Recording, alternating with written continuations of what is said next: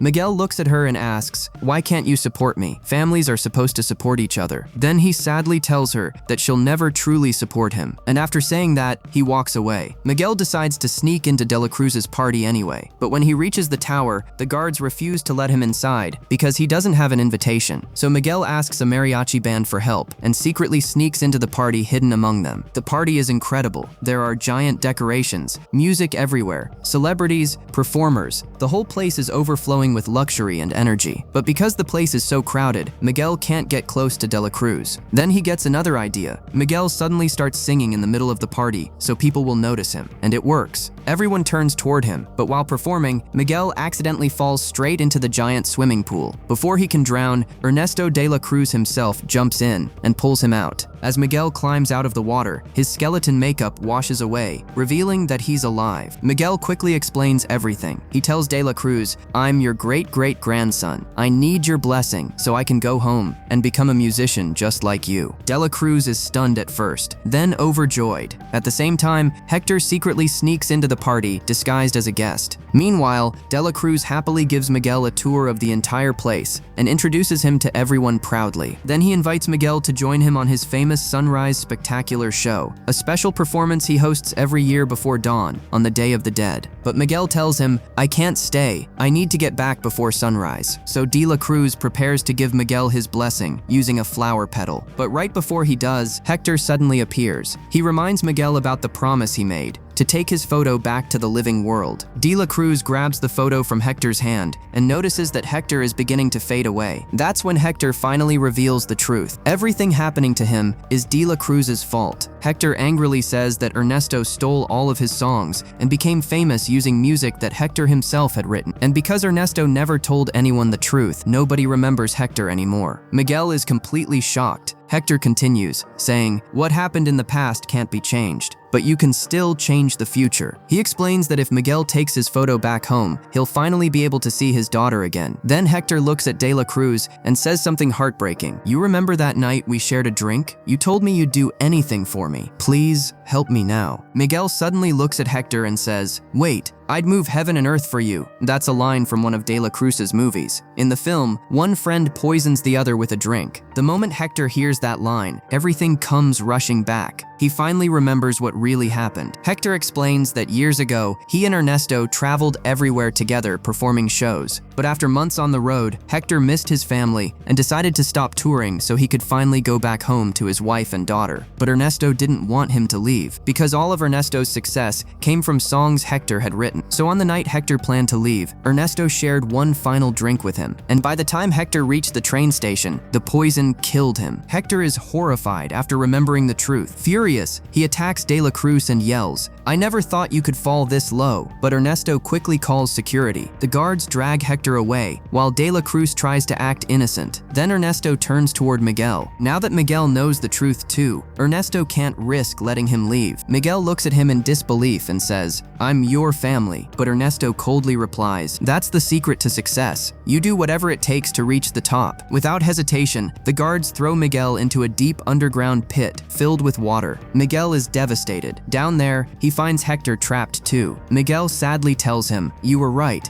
I should have gone back to my family." But suddenly, Hector starts fading badly. Weakly, he says, "Coco is forgetting me." Miguel freezes. "Coco?